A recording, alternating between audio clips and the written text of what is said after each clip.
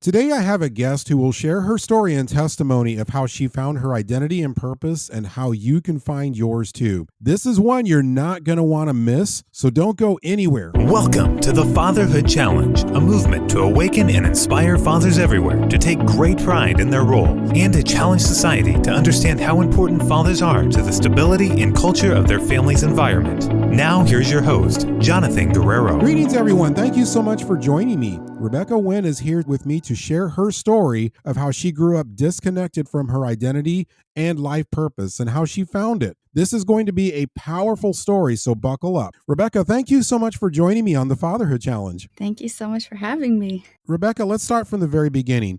What is your story of how you found your identity and purpose? Well, my story actually begins back before World War II in the early 1930s, even before then.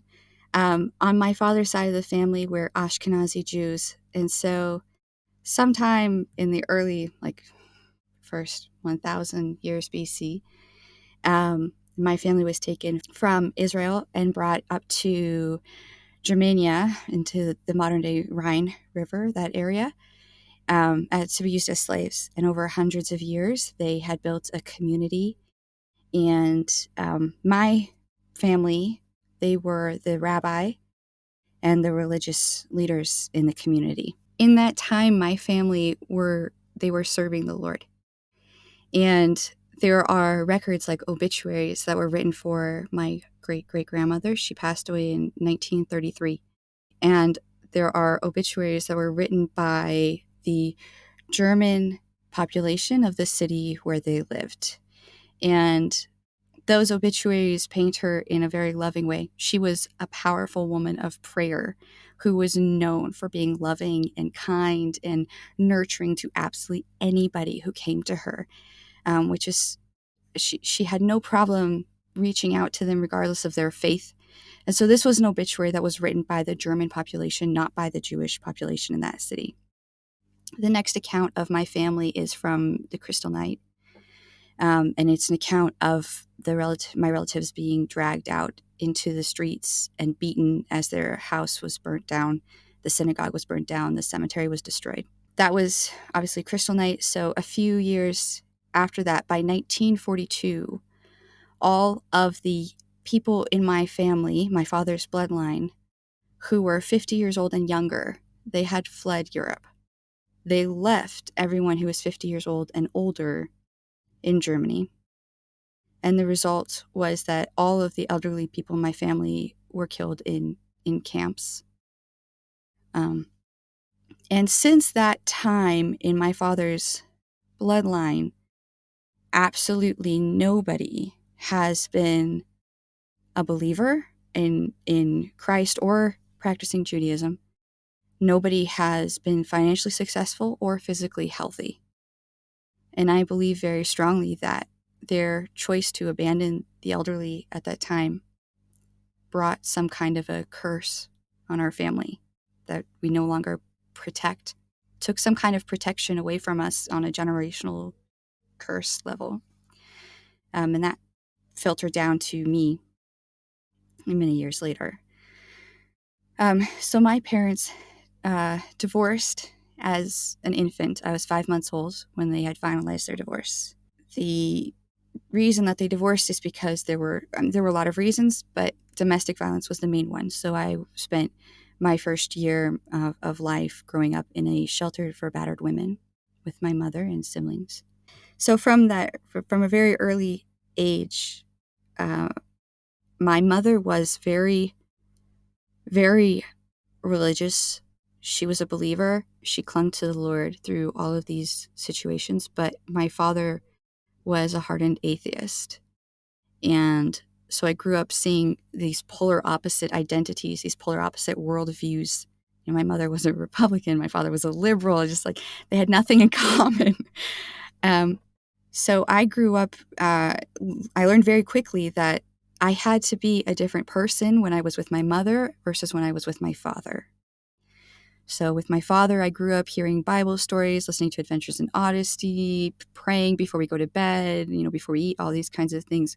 With my father, if he saw us praying he would beat us. If we had anything Christian, a Bible or anything that we brought to his house, he would destroy it. And at his house, we were surrounded with New Age things, with witchcraft, with a lot of things that were even a lot of D&D and things that were basically softcore pornography. When you get into those like artwork and everything in that side of the world, a lot of anime and things like this. And then as we got older, that progressed into things like were more explicit, things like Austin Powers, and those movies. He thought they were the best movies ever. And I remember watching them when I was knee high to a grasshopper.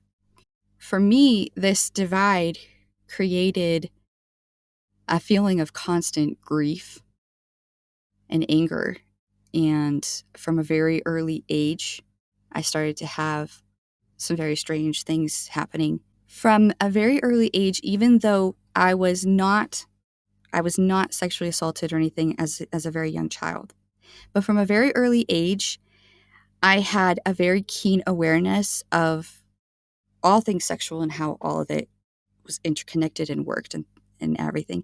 And I believe that I was given that awareness by spiritual forces, because from a very early age, I was tormented by spiritual forces almost every time I went to sleep. I would have incredibly vivid and violent and disturbing dreams almost every single night. So that by the age of 4, I basically knew everything that I know as an adult. Like I've gained no new knowledge since that time, even though I'm now married with children. So the reason I bring that up is to set the stage to say that I was just there was something wrong from a very, very young age. But no one in my family clued in on that. My father definitely, he thought there was nothing strange about this at all. And my mother, she had her own emotional things happening, and she really wasn't able to recognize these kinds of problems. Even though she was praying, she wasn't able to focus on them. So by the time that I was 5 years old, I had developed constant migraines. I would have migraines every single day. And I would just hide whenever I had them. I never told anybody that I was in pain. I never asked for medicine or anything. I would just hide under tables or any dark places and try to listen to quiet things. And it wasn't until we visited a distant relative that noticed my behavior. She was a psychologist, and she noticed my behavior, and she thought that's a little weird. And so she was the first person to ask me, why do you hide in dark places all the time? And so, I told her that, and that's how my parents found out that I was even having these problems. And the reason I bring that up is to show that for some reason, by that age, I had decided that I could not be a burden to my parents. Even though I was in debilitating pain, I would still not go and tell them that there was anything wrong, because I didn't want to be an emotional burden. I didn't want to be a burden to them at all. Fast forward a few months after that time, my maternal grandmother was a missionary in Guatemala. And at some point in time, we went down to visit her, and we went to a Mayan temple. And something happened at that temple. There was some kind of a spiritual entity that I would say latched on to me, because from that point on, I had much more severe nightmares. At that point, I became afraid of the dark. I began to see things more than just like when you're asleep. I began to see things like shapes and apparitions and shadows and tall men and things. And even when I was awake, if the lights were even dim, I would begin to see these strange shapes, and then even during the daytime. And something within me said, this is not normal, but you can't tell anybody. So I never did. I think on some subconscious level, I knew that something was wrong. And so I remember very distinctly, my mother remarried when I was 7 years old. And that was sort of the end of my like Parent Trap dreams. If you remember the movie Parent Trap, where these two children trick their parents into getting remarried, my older sister and I had always entertained those illusions with our parents. And so when they had both remarried by that point, that was the end of that dream. And that really pushed me into a place of anger and depression, because I realized I would never have a complete family. At the same time, around that age, the series, or the movie, the Left Behind series came out, and my mother, wanting to be a strong believer and teach us in truth, she showed it to me. And I, of course, had a lot of questions about this movie. And one of the things that I knew was that my father was not a believer, and that my mother was. And that in this movie, the believers got to go to heaven and the non-believers had to suffer and go to hell. And so I remember very distinctly asking my mother, does that mean that my father, my dad, would go to hell? And she said, yes. And my immediate reaction to that was to completely reject God and faith and anything to do with him, because I did not want anything to do with this God who would divide my family and send my father to hell. I didn't want anything to do with that. And so I sort of started going into a downward spiral. About that time, I started developing anorexia. So I would starve myself, I would weigh myself or measure myself with my mom's measuring tapes. And if I was too big, then I would stop eating for a few days until I got to the size that I wanted to be. Shortly after that, I started to have out-of-body experiences where I would literally be laying down or relaxing or something, and I would leave my body, and I would see my body on the bed or wherever I was, but I would not be there. I would be out flying around, and I could look around my house and see what other people were doing and things like that. And so I started to have these experiences. I never sought after it. I never thought about what it was. I just thought it was sort of a cool thing I could do. After those started, my dreams started to become significantly worse. And they started to become more physical, where I could actually physically interact with these entities, or they could physically interact with the world around me. They could do things like move things around my room, like move things off my bed. And so I became very paranoid about how to protect myself from them.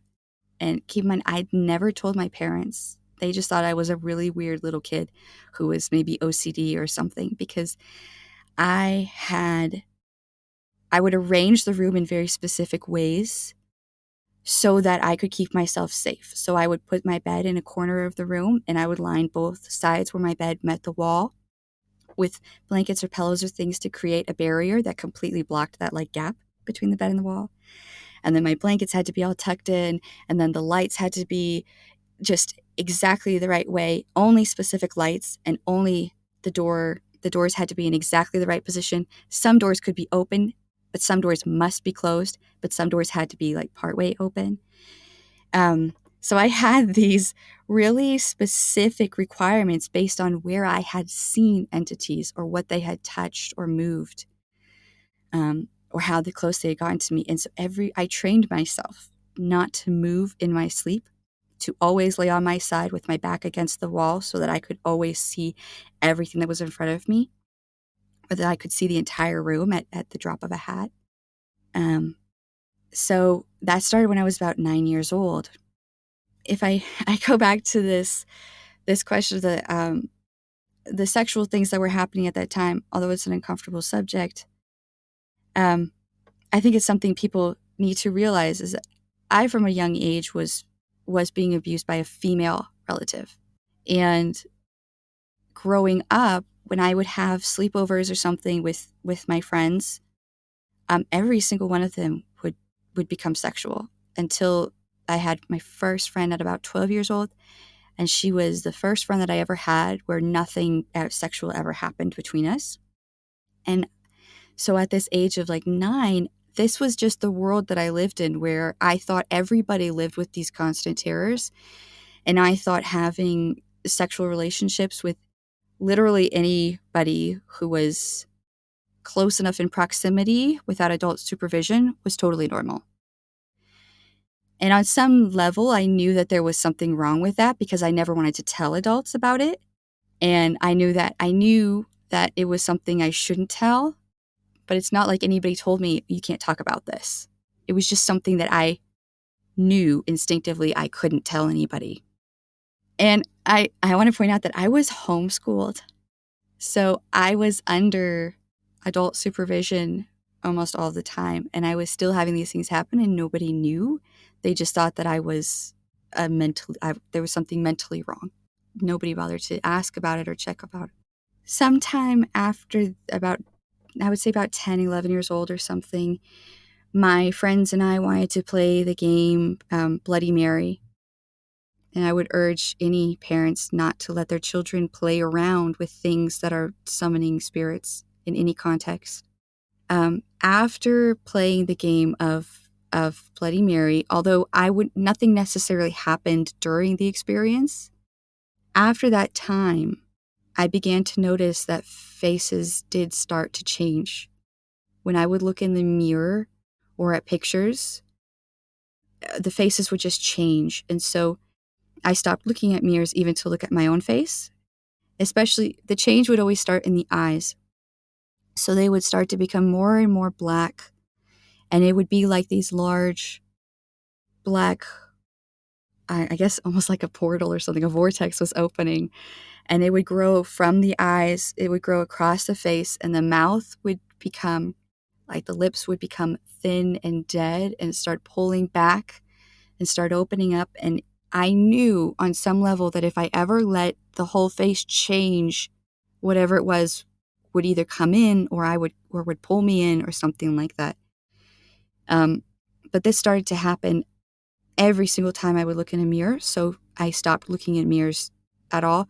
If I had to look in a mirror or if I had to look at someone, I learned to never look above their nose. So I would look from nose and mouth down. And that would be the closest I would get to eye contact. So obviously I was deeply troubled. And then I finally hit my preteens and all those crazy hormones and everything kicked in. And one thing that I'm sure now, if I had been taken to specialists or something, I would have been diagnosed as being on the spectrum at some point, because by the time I was in my teens, I've never been a very emotional girl. I've never been interested necessarily in the same thing other women were. I was always a tomboy. I was always interested in self-discipline and self-control, to the point where as a child, if I felt like I was going to lose my temper, I would grab my ears and I would pinch my ears with my fingernails until the pain, and then I would focus on the pain until it overrode the emotion so that I could control myself in the situation. So I started doing that as a child, and as I grew up, I just became more and more obsessed with this idea of self-control. And because I became more obsessed with that, I had less understanding towards people who did not have emotional self-control, namely the other teenage girls in my family, and even my mother. By this point, I had really seen a difference in the way that men and women were treated, and I saw men as being very strong, and nobody would treat men the way I was treated. Because if I could back up a little bit, that feeling of grief only grew with time, and it became so intense. I defined myself as trash and disposable and meaningless and worthless and unloved. And despite my mother's best efforts, that only grew with time. And so as I grew older and older, I began to define myself more and more as this trash. But I decided at some point that I did not want to bring more pain into the world than was already here. And so I couldn't stand the idea of making other things feel like trash.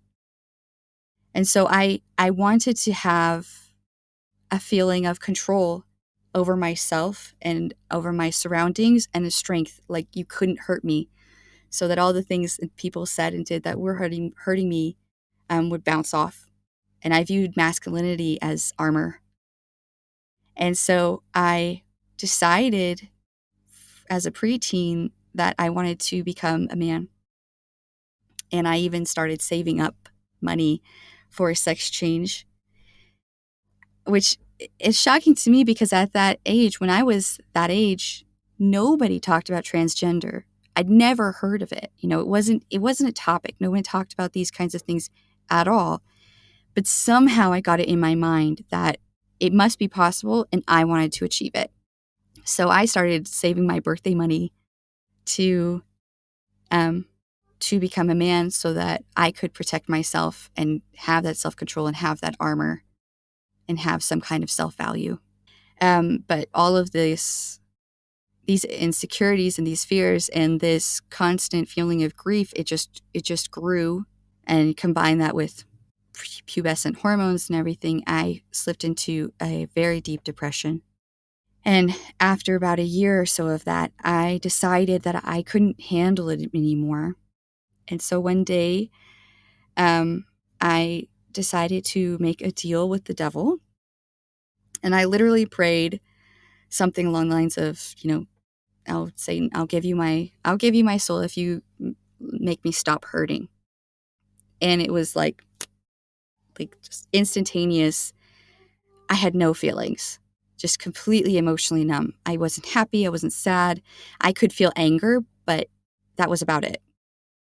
And I went on like that for about a year or so. But I knew, because when you're completely emotionally numb and then your relatives or something, they do something that should be funny or should make you happy, you still have to put on a face. You still feel like you're obligated to put on a face and show them. You don't want to walk around like a robot all day, right? So I tried very hard to put on this act like I could feel something, but I couldn't anymore. And so I tried to, at some point I sort of realized I wanted to be able to connect, and I couldn't. And so I tried to fill that void in other ways. And so I dove headfirst into pornography. And this was the beginning times of YouTube and everything. But I found I would just go to the public library, because remember, I was homeschooled. I didn't have my own cell phone or access to internet. But I would just go to the public library and find things on the shelves there. Or, just go to YouTube or like fan fiction websites or whatever. And I would find however much I wanted to my heart's content. And even though our computer is in a public part of the house, nothing deterred me. It wasn't important. I could find ways to get around it, to be creative. So I started to dive into that because I wanted to have some sort of sensations or emotions or something. And at this time, these entities that were attacking me, they became more violent and much more involved in sort of my fantasies and things, so that everything just became more and more and more twisted. I don't want to go into too much detail about that, but there came a point where I knew that if I didn't get some kind of control over the things that I was imagining or the things that they were teaching me, somebody was going to end up seriously hurt. And I began to become exhausted because I was trying to, on some level, I think my mother's prayers were trying to lead me to the light. Because on some level, even though at this point I was a practicing Satanist, I completely rejected everything to do with my mother's faith. I was the kind of kid that if my mom took me to a church, I would carve pentagrams into the Bibles and write expletives. And I was the kind of kid that the other good little Christian kids would all run away from, and their parents would, in their little homeschool community, the parents would see me and see my mom and say, well, whose kid is that? Like, what's wrong with them? What are they, how are they abusing her? This kind of thing. But my mother was leading us every morning in worship and prayer. She was every single day praying for us. And it was just, I think that's what kept me from completely falling off the edge. So at about 13 years old, my mother's prayers really bore fruit, I think. There was a concert in town, a large Christian concert that I was boycotting, and I was shaming anybody who went. And one of my best friends was forced to go by her mother, and she came back saying, oh man, it was amazing. There was this amazing band that's playing on the radio, and I liked their music because they were playing on secular radios. And they were like this heavy metal band, and I loved it. And she was like, yeah, I got one of their CDs here. You can borrow it. And so here I am, I'm sitting down doing my homework, and I am in a cold basement. It's the middle of winter. It's snowing outside. Like, this is a cold room, and it's concrete floors, like it's a cold little space. And I'm sitting there doing my homework. I'm listening to this music, and I suddenly had this realization that they were talking about God. And I thought, no, they're not. People like me cannot talk about God.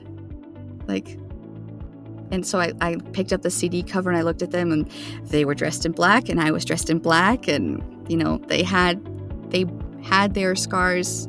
Their scars were obvious. I was like, well, so are mine. And then I thought, what are they doing talking about God? Like, God doesn't want broken people like me. This concludes part 1 of my conversation with Rebekah Wen as she tells her testimony. We're going to continue this testimony into part 2 in the next episode. Thank you for listening to this episode of the Fatherhood Challenge. If you would like to contact us, listen to other episodes, find any resource mentioned in this program, or find out more information about the Fatherhood Challenge, please visit thefatherhoodchallenge.com. That's thefatherhoodchallenge.com.